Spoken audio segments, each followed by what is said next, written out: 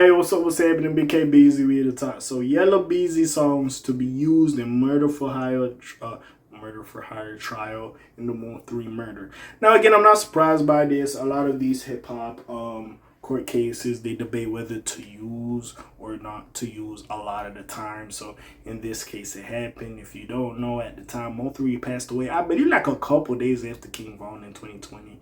Yeah, and it was just a situation where like we put together, or the internet. Sorry for the yawn. The internet put together that he was.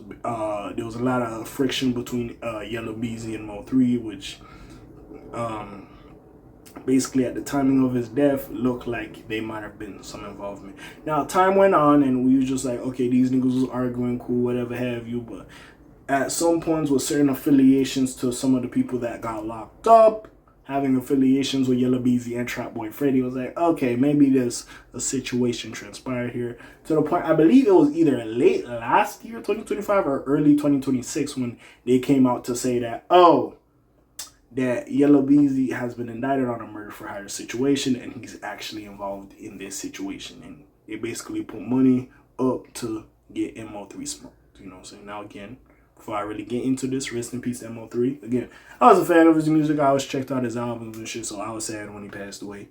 So we're going to get into this quickly. Now, again, do I know if Yella Beezy did it? I don't know.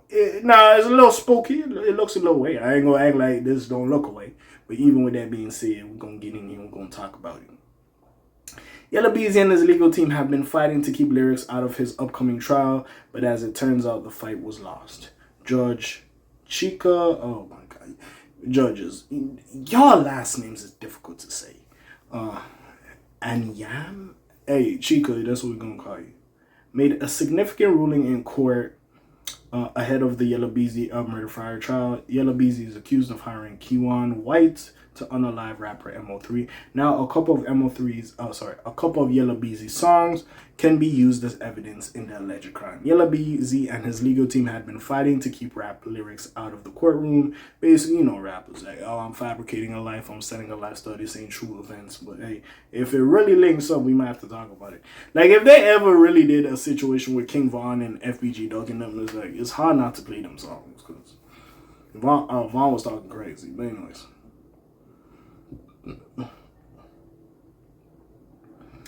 But Judge Chica has ruled that Yella Beezy songs Keep It in the Streets and On Your Head can be used by the prosecution.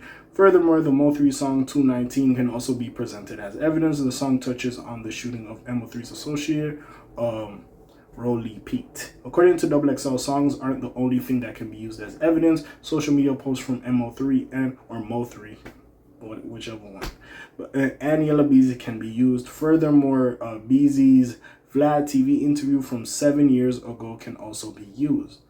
I ain't gonna lie. I'm not saying Vlad do it on purpose, but boy, they be love using them Vlad interviews. I ain't gonna lie. Keywan White, the man accused of unaliving Mo3, is set to go to trial on August 24th. Yella Beezy's trial will take place soon after.